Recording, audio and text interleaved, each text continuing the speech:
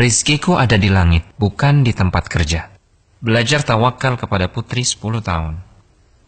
Hatim Al-Asam rahimahullahu ta'ala, salah seorang ulama besar kaum muslimin, teladan kesederhanaan dan tawakal.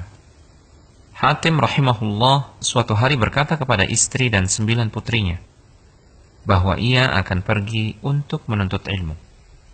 Istri dan putri-putrinya keberatan, karena siapa yang akan memberi mereka makan? Salah satu dari putri-putri itu berusia 10 tahun dan menghafal Al-Quran. Dia menenangkan semua.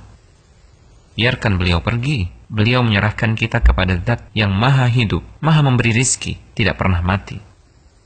Hatim pun pergi. Hari itu berlalu, malam datang menjelang. Mereka mulai lapar, tapi tidak ada makanan. Semua mulai memandang protes kepada putri 10 tahun yang telah mendorong kepergian ayah mereka. Putri hafal Al-Quran itu kembali meyakinkan mereka. Beliau menyerahkan kita kepada Zat yang maha hidup, maha memberi rizki, dan tidak pernah mati. Dalam suasana seperti itu, pintu rumah mereka diketuk.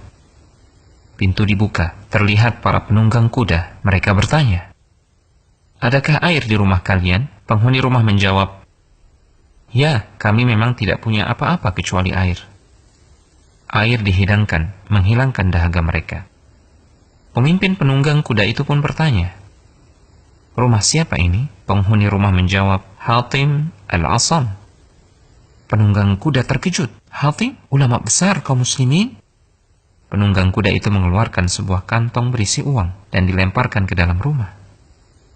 Dan berkata kepada para pengikutnya, "Siapa yang mencintai saya, lakukan seperti yang saya lakukan."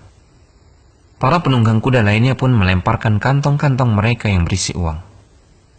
Sampai pintu rumah sulit ditutup karena banyaknya kantong-kantong uang. Mereka kemudian pergi. Tahukah antum siapa pemimpin penunggang kuda itu? Ternyata dia adalah Abu Ja'far Al-Mansur, Amirul Mukminin. Kini giliran putri 10 tahun yang telah hafal Al-Quran itu memandangi ibu dan saudari-saudarinya. Dia memberikan pelajaran akidah yang sangat mahal sambil menangis. Dia berkata, "Jika satu pandangan makhluk bisa mencukupi kita, maka bagaimana jika yang memandang kita adalah Al-Khaliq?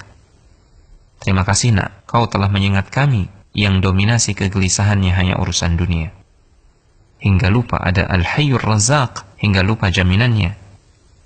Dan di langitlah rizki kalian, bukan di pekerjaan, bukan di bank, bukan di kebun, bukan di toko, tapi di langit.